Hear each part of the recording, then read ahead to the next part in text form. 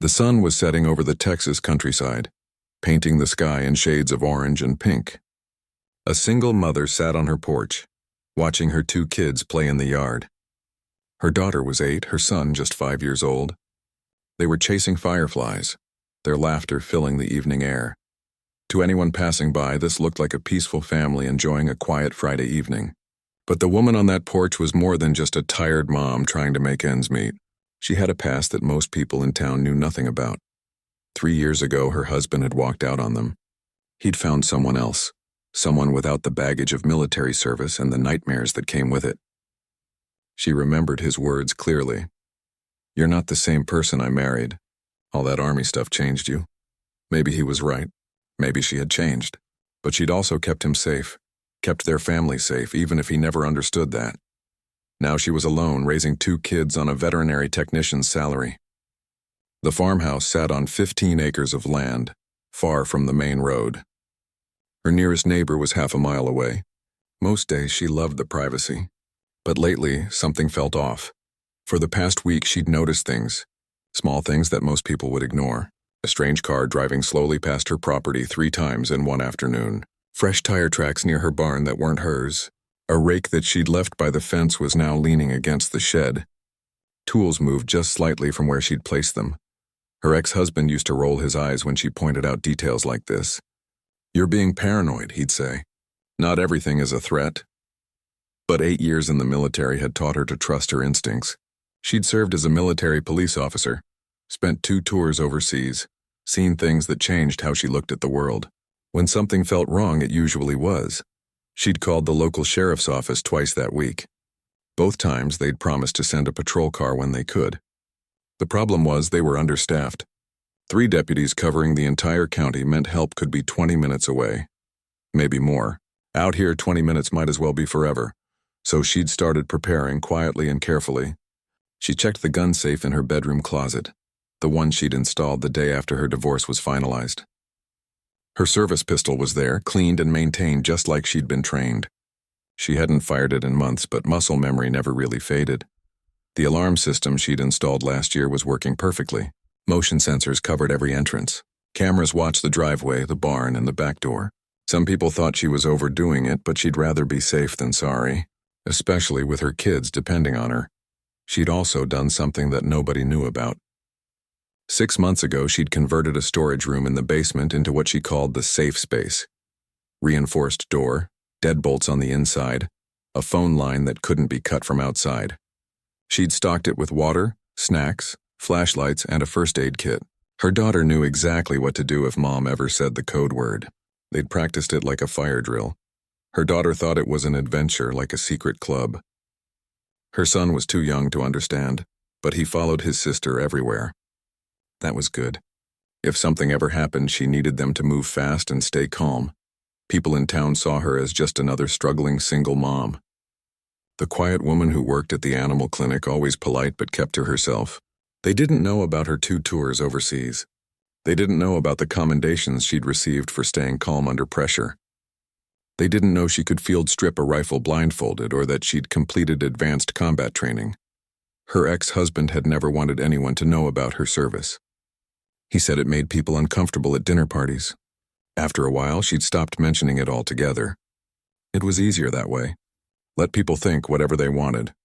But sitting on that porch watching her kids play as darkness crept across her property, she felt that old familiar awareness kick in. The kind that had kept her alive overseas. Something was coming. She could feel it in her bones. She called her kids inside earlier than usual. "But Mom, it's Friday," her daughter protested. "Just 30 more minutes?" "Not tonight, sweetie. Early bedtime. We'll make pancakes in the morning, okay?" That was enough to get them moving. She locked the doors behind them, checked every window, and activated the alarm system. Her daughter noticed her checking the locks twice. "Is everything okay, Mom?" She smiled, brushing hair from her daughter's face. "Everything's fine. Just being careful, that's all." After tucking them in, she went to her room and opened the gun safe. The pistol felt heavy in her hand, familiar. She'd hoped she'd never need it again outside a shooting range. But hope wasn't a strategy. Preparation was. She changed into dark clothes, practical and comfortable. Then she did something she hadn't done in years. She pulled out her old night vision goggles from a box in the back of her closet. They still worked. She tested them, scanning the property from her bedroom window. Everything looked clear, but that feeling wouldn't go away. She made coffee, strong and black, and settled into the living room with the lights off. Her phone was charged and within reach. The pistol was nearby, loaded but safely stored. She could have it in her hands in 2 seconds if needed. The dogs were restless outside, pacing along the fence line. They sensed it too. Animals always knew before humans did. She thought about calling her ex-husband just to let him know something felt wrong. But what would she say? That she had a bad feeling? He'd mock her, call her paranoid again, maybe even use it against her in their custody arrangement. No, this was her problem to handle.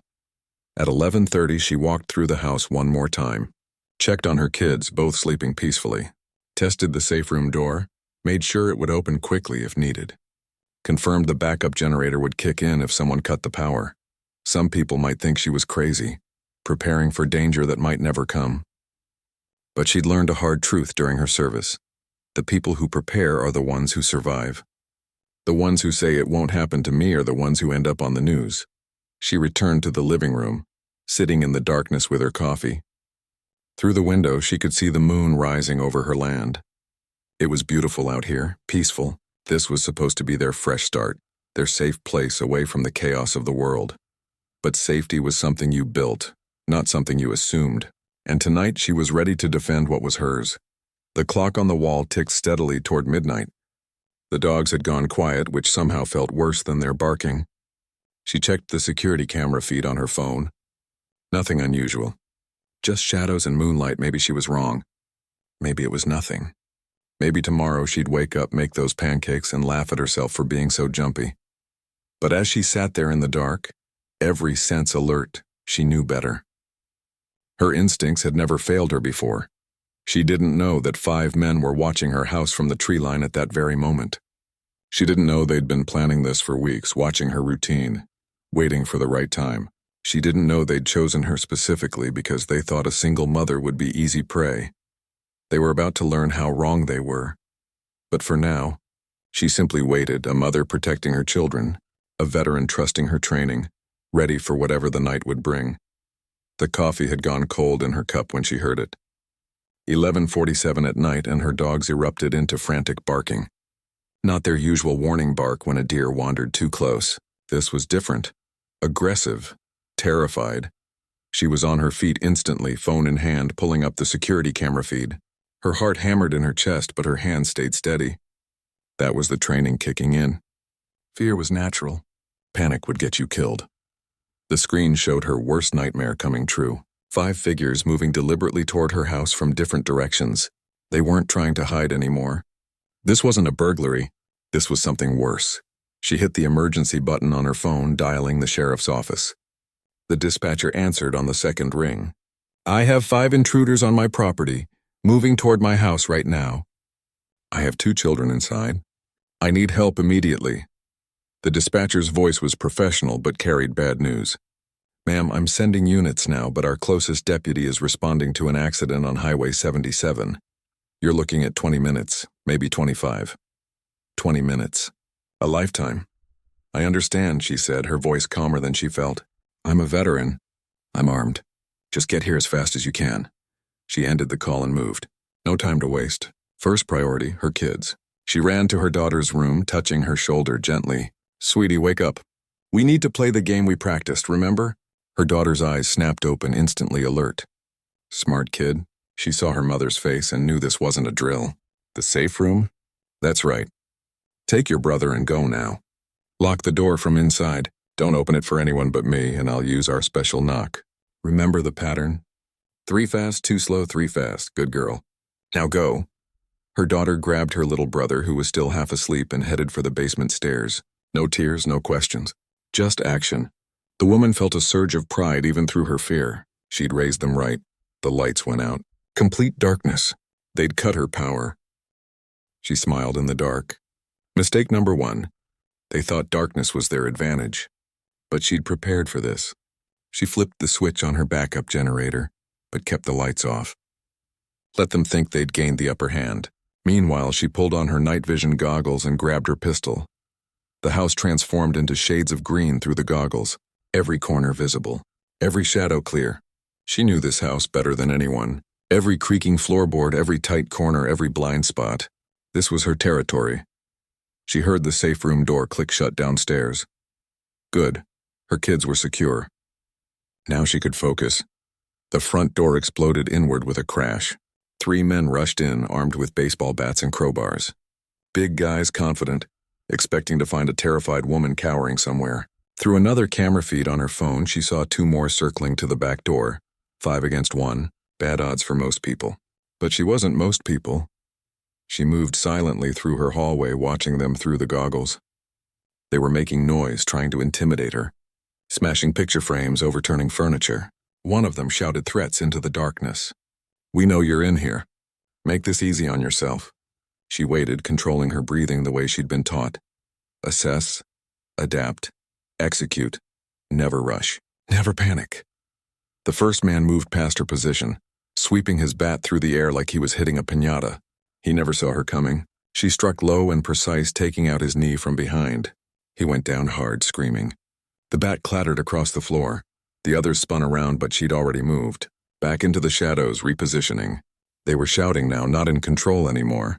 "She's here!" She got Tony. "She's what?" "It's just some mom."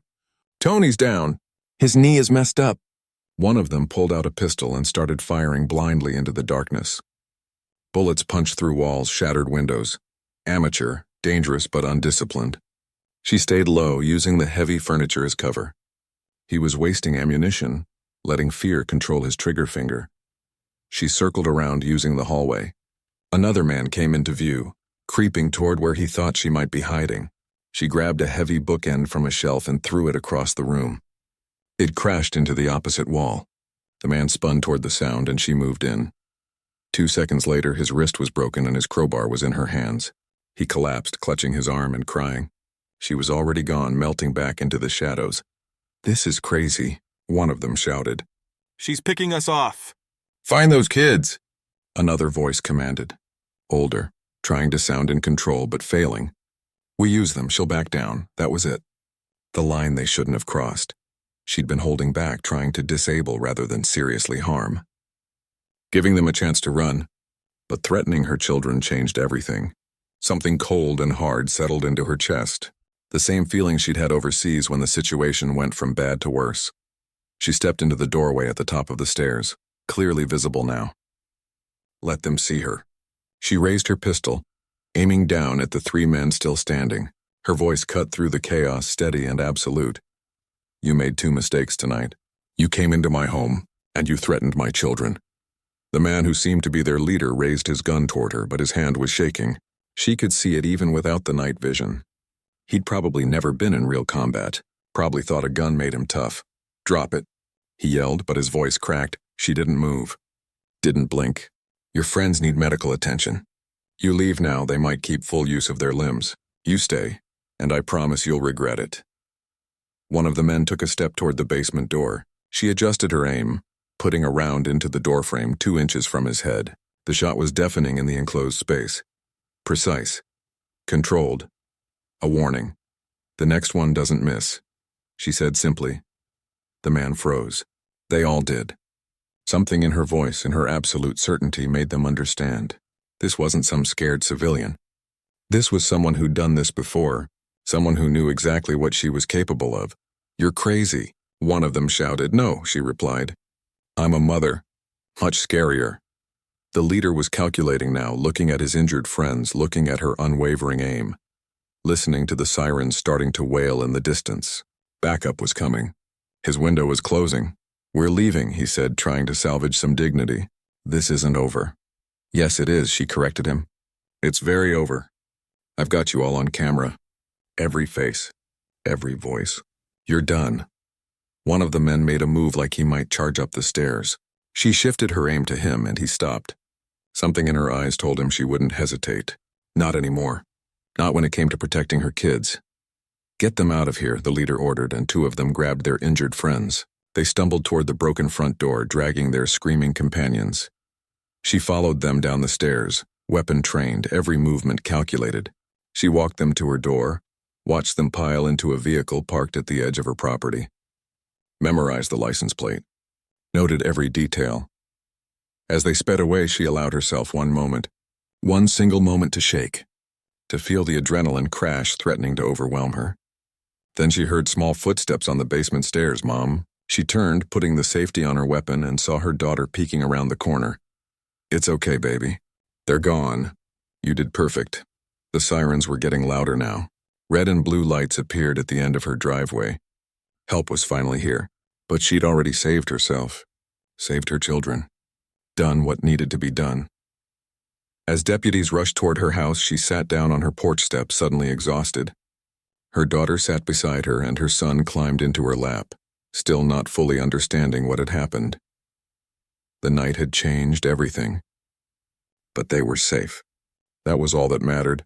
The deputies found 3 men lying on her front lawn, zip-tied and groaning in pain. She'd gone out after securing her children and restrained the ones who couldn't run. Military training didn't just teach you how to fight. It taught you how to secure a scene. The lead detective was a woman in her 40s who'd seen plenty in her career, but this made her stop and stare. Ma'am, did you do all this yourself? Yes, officer. They broke into my home while my children were sleeping. I defended my property. The detective walked through the house, taking photos, making notes. Bullet holes in the walls from where the intruders had fired blindly. Broken furniture from their rampage. But also signs of something else. Precise strikes. Controlled responses. This wasn't a panicked homeowner shooting wildly. This was tactical. You military? The detective asked. 8 years, military police. 2 tours. The detective nodded slowly, understanding clicking into place. That explains a lot. These guys had no idea what they were walking into. By 2 a.m, the house was full of police, crime scene investigators, deputies taking statements, paramedics treating the injured intruders before hauling them off to the hospital under guard. Her daughter sat wrapped in a blanket on the couch, watching everything with wide eyes. Her son had fallen back asleep in her arms. One of the younger deputies approached her carefully. Ma'am, I have to ask. You didn't use lethal force, why not? Texas law would have backed you completely. She looked down at her son's peaceful face. Because I didn't have to. I was trained to use appropriate force. They were threats, but they were also stupid kids making terrible choices. I stopped them. That was enough. The detective overheard and pulled her aside. Those stupid kids, as you call them, are part of a gang that's been terrorizing rural properties for 6 months. We've had 4 other home invasions in the county, but you're the first person who fought back. The first one who won. That information settled heavy in her chest. 4 other families. 4 other homes violated. Did anyone get hurt? In the other invasions? 2 people hospitalized. 1 elderly couple was traumatized so badly they moved out of state. The detective's expression was grim. You might have just ended their whole operation. The 2 who got away were picked up at the emergency room an hour ago. All 5 are in custody now. Her phone buzzed. She looked at the screen and felt her stomach drop. Her ex-husband. Of course, he'd heard about it already. Small-town news traveled fast. She ignored the call. Whatever he wanted could wait until she'd had some sleep. By the time the police finished, dawn was breaking. The detective handed her a card. You'll need to come down to the station later for a formal statement. Bring whatever security footage you have. From what I can see, this is clear-cut self-defense, but we need everything documented. I understand. Also, the detective added, lowering her voice, expect media attention. This is going to be a big story. Single mom stops gang invasion. It's going to spread. She hadn't thought about that. Didn't want to think about it. She just wanted to clean up her house and hold her children and pretend this was a bad dream. But over the next few days, the detective's prediction came true in ways she couldn't have imagined. The local news picked it up first, then regional stations. By the end of the week, her story was everywhere online. Single mother's military training stops home invasion. The headlines varied, but the message was the same. She'd become some kind of accidental hero. Her phone didn't stop ringing. News crews parked outside her property. Neighbors she'd barely spoken to in 3 years suddenly wanted to bring casseroles and ask questions. The attention was overwhelming. Her ex-husband showed up on day 3 unannounced. She almost didn't let him in. I came to check on the kids, he said, standing on her newly repaired porch. Now you care about checking on them? He had the decency to look ashamed. I saw the news. I didn't know. I mean, I knew you were in the army, but I didn't realize what? That I was actually good at it? That those skills mattered? She crossed her arms. The kids are fine. They're resilient. They're at school right now, back to their normal routine. I want to talk about custody, he started, and she cut him off. No. You walked out. You get them every other weekend like the court ordered. That doesn't change because I'm suddenly interesting to you again. He left angry, but she didn't care. She had bigger things to worry about. The positive attention was nice in some ways. The local contractor who'd volunteered to fix her door and windows refused payment. You made this whole community safer, he'd said. Least I can do.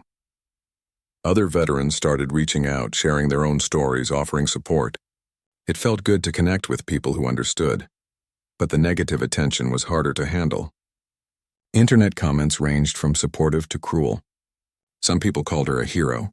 Others said she was violent, aggressive, that she'd overreacted. One comment stuck with her. What kind of mother puts her children in danger like that? That one hurt. Because she'd asked herself the same question 100 times. Should she have moved somewhere safer? Should she have done something different? Her daughter found her crying at the kitchen table one night, reading through comments on her laptop. Mom, why are you looking at those? You saved us, I know, baby. Some people think I did the wrong thing. Her daughter climbed into her lap, too big for it really, but she made it work. Those people weren't here. They don't know. You were brave and you protected us. That's what matters. Kids had a way of cutting through all the noise and getting to the truth. The court date came 3 months later. She had to testify, explain every decision she'd made that night. The defense attorney tried to paint her as overly aggressive, someone who'd been looking for a fight. But the evidence was overwhelming. Security footage showing the gang breaking in, audio of their threats, medical reports showing her strikes had been precise and controlled, meant to disable, not destroy. The jury didn't take long. All 5 gang members were convicted. Sentences range from 8 to 15 years. The leader got the longest sentence. When the verdict was read, she felt something release in her chest, a tension she'd been carrying for months. In the courthouse hallway afterward, one of the victims from the previous invasions approached her. An older man with kind eyes. I wanted to thank you, he said. My wife and I were too scared to fight back when they came to our house. We just froze. But you didn't. You stopped them. You made sure they couldn't hurt anyone else. I'm sorry for what you went through, she said. Don't be sorry. Be proud. You did what needed to be done. The media attention eventually died down, as these things do. Life started returning to normal, or at least a new version of normal. But something had changed in her. She couldn't quite put her finger on it at first. Then one day, a woman from 2 towns over called her. I saw your story on the news. I'm a single mom too, living on isolated property. I don't have any military training. Would you be willing to teach me some basic self-defense? She thought about saying no. She wasn't a teacher. She just wanted to go back to her quiet life. But then she thought about that older couple, traumatized and displaced. She thought about all the other isolated homes, all the other vulnerable families. Yes, she heard herself say, I can teach you. That first lesson turned into 2, then 5, then a regular class. Other women joined. Some were single mothers. Some were elderly. Some just wanted to feel safer in their own homes. She taught them awareness, basic defensive moves, how to think tactically in an emergency. Word spread. The local sheriff's department heard about her classes and reached out. Would she be interested in partnering with them on a rural safety program? Other veterans in the area contacted her, wanting to help teach. 3 months after the trial, she stood in a community center addressing a room of 40 people. She never thought she'd be here, teaching others, building something bigger than herself. Her military service, which her ex-husband had always dismissed as just a phase, had become the foundation for something meaningful. The point isn't to become a fighter, she told the class. The point is to be prepared. To trust yourself. To know that you're capable of protecting what matters most. After class, her daughter was waiting outside with her son. They'd come to watch. Her daughter beamed with pride. Mom, you were amazing. She knelt down and hugged them both. You know what's amazing? How brave you both were that night. How you did exactly what we practiced. I'm proud of you. Driving home as the sun set, she realized something. That terrible night had broken her in some ways, but it had also rebuilt her into something stronger. She wasn't just surviving anymore. She was thriving. And she was helping others do the same. Her phone buzzed with a text from the detective. Another home invasion prevented last night. Homeowner used techniques from your class. Thought you'd want to know. She smiled and kept driving toward home, toward her life, toward whatever came next. 6 months after that night, her self-defense classes had grown beyond anything she'd imagined. What started with one nervous woman asking for help had turned into a full program. Every Saturday morning, 20 to 30 people gathered at the community center. Mothers, grandmothers, young women living alone, even a few men who wanted to learn how to protect their families. But success came with its own challenges. She was still working full-time at the veterinary clinic, still raising 2 kids on her own, and now spending every weekend teaching. The exhaustion was starting to show. Her daughter noticed it first. "Mom, you look tired all the time now," she said one evening over dinner. "I'm okay, sweetie. Just busy. Maybe too busy." Her daughter had that wise look that 8-year-olds sometimes get. "You're always helping everyone else. Who's helping you?" The question hit harder than it should have. The truth was she was struggling. The nightmares had come back. Not every night, but often enough. She'd wake up at 3 in the morning, heart racing, checking the cameras on her phone, making sure the doors were locked. Again. For the 3rd time. Her son had started having bad dreams too. He'd climb into her bed in the middle of the night, asking if the bad men were coming back. She'd hold him and promise they were safe. But sometimes she wondered if she was lying to both of them. The local veterans center had a counselor who reached out to her. "What you went through, what you did, that takes a toll. Even when you do everything right." Maybe especially then, she'd resisted at first. She didn't need therapy. She was fine. She was helping other people, wasn't she? That proved she was handling things well. But the counselor was persistent in a gentle way, and eventually she agreed to one session. That one session turned into weekly appointments. Slowly, carefully, she started unpacking everything. Not just that night, but all of it. The tours overseas, the things she'd seen, the person she'd had to become to survive, the difficult transition back to civilian life, the marriage that fell apart because her husband couldn't understand why she couldn't just turn it off. "You know what nobody tells you?" she said during one session. "They train you to be this strong, capable person who can handle anything. But they don't train you how to live with what you had to do, how to go back to normal when normal doesn't exist anymore." The counselor nodded. "And that night when you had to use those skills again, it brought everything back." "Yeah, except this time my kids were there. They saw what I'm capable of. What if they're scared of me now? Are they?" She thought about her daughter sitting in her lap, calling her brave. Her son curling up next to her every night, feeling safe. "No, they're not scared. I'm scared. I'm scared of what that night turned me into again." You protected your family. That's not something to be ashamed of. I know that in my head, but my heart is still catching up. The therapy helped, slowly but surely. She learned to recognize her triggers, to manage the hypervigilance that made her check locks constantly. She learned it was okay to not be okay sometimes. That strength wasn't about never struggling. It was about struggling and asking for help anyway. Meanwhile, her classes continued to grow. The sheriff's department officially partnered with her program, providing space and resources. Other veterans joined as volunteer instructors. They created a curriculum that covered everything from situational awareness to basic defensive techniques to emergency planning. But the real impact showed up in unexpected ways. A woman in her 60s came up after class one day with tears in her eyes. "I've been afraid to live alone since my husband died 2 years ago. Your class gave me my confidence back. I'm not scared anymore." Another time, a young single mother approached her. "Last week, someone tried to break into my car while I was loading groceries. I remembered what you taught us about awareness and strong boundaries." I yelled, made noise, and he ran. "Your training might have saved my life." Stories like these kept her going on the hard days. They reminded her that what happened to her family, as terrible as it was, had created something meaningful. Pain with purpose, the counselor called it. Her ex-husband heard about the program's success and showed up at her house one evening. She almost didn't answer the door, but her daughter had already seen him pull up. "I'll keep this short," he said, standing on the porch. "I was wrong. About a lot of things. About you, about your service, about what matters. I see that now." She waited.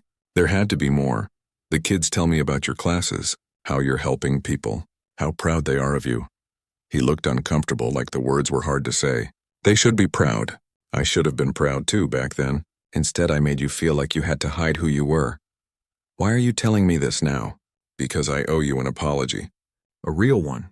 You were always strong, always capable. I was intimidated by that instead of appreciating it. That was my failure, not yours. It wasn't enough to fix everything. Years of dismissal and criticism couldn't be erased with one conversation. But it was something. A recognition, finally, of who she'd always been. Thank you for saying that, she said simply. The kids are doing homework. You can come in if you want to see them. He nodded, grateful. Things between them would never be what they were. But maybe they could be better than they had been. For the kids' sake, if nothing else. The real turning point came on a random Tuesday evening. She was making dinner when her phone rang. Unknown number. She almost didn't answer, but something made her pick up. Is this the woman who runs the self-defense classes? A man's voice, older, tentative. Yes, this is her. My name doesn't matter. I was part of the gang that broke into your home. I'm calling from prison. Her blood went cold. She almost hung up. But curiosity kept her on the line. Why are you calling me? I've been in here for 6 months now. Had a lot of time to think. What we did to you, to your family, I can't take it back. But I wanted you to know something. You changed my life that night. By putting you in prison? By showing me what real strength looks like. You could have killed us. Texas law would have backed you, but you didn't. You stopped us without destroying us. That's been eating at me. Why would someone show mercy to people who showed them none? She didn't have a simple answer for that. I did what I was trained to do. Use appropriate force. Nothing more, nothing less, and well, it made me think. Made me want to be different. I got my GED in here. I'm taking classes. I'll be out in 7 years, and I'm going to be someone my kids can be proud of. He paused. I'm not asking for forgiveness. I don't deserve that. I just wanted you to know that what you did mattered. In ways you probably never thought about. After he hung up, she stood in her kitchen for a long time, processing. She'd spent months focusing on how that night had changed her. She'd never considered how it might have changed them too. Her daughter found her standing there, lost in thought. Mom, is dinner ready? She smiled, coming back to the present. Almost, baby. Set the table. As they ate together that night, her son chattering about his day at school, her daughter telling a story about her art project, she felt something shift inside her. The weight she'd been carrying, the guilt and fear and doubt, it didn't disappear, but it got lighter. She'd done the right thing that night. She'd protected her family. She'd shown restraint when she didn't have to. And somehow, in ways she was still discovering, she'd created ripples that spread far beyond her small farmhouse. After the kids went to bed, she sat on her porch with tea, watching the stars. The same porch where she'd sat that night, sensing danger coming. The same land that had been violated and was now peaceful again. Her phone buzzed. A text from one of her students. Just wanted to say thank you again. Your class gave me the tools to protect myself, but more than that, it gave me confidence I'd lost. You're making a real difference, she smiled and typed back a simple response. We're all making a difference together. And for the first time in months, she believed it. Not just about others, but about herself, too. 1 year after that night, she stood in front of a room full of military veterans transitioning back to civilian life. The Veterans Center had asked her to speak, to share her story. She'd almost said no. Public speaking wasn't her thing. But they'd been persistent, and finally she'd agreed. I'm not going to stand here and tell you that what happened to me was a good thing, she began, looking out at the faces watching her. Young and old, men and women, all of them carrying their own invisible weights. Having your home invaded, having to fight to protect your children, those are terrible things. Nobody should have to go through that. She paused, gathering her thoughts. But I am going to tell you that the skills we learned in service, the training we received, it doesn't stop being useful when we take off the uniform. It just finds new purpose, and she told them about that night. Not in dramatic detail, but honestly. The fear, the training kicking in, the decisions she'd had to make in seconds. She told them about the aftermath, too. The nightmares, the therapy, the struggle to reconcile the person she'd had to be with the person she wanted to be. For a long time, I thought my military service was behind me. My ex-husband certainly wanted it behind me. He saw it as something that made me harder to love, harder to live with, and maybe I believed him. She looked down at her hands, then back up. But that night showed me the truth. Those skills, that training, that discipline, it's part of who I am. And instead of hiding it, I could use it to help others. After the speech, a young woman approached her. Couldn't have been more than 25, with eyes that looked much older. I just got out 6 months ago. Army medic. I keep thinking my skills don't translate to civilian life.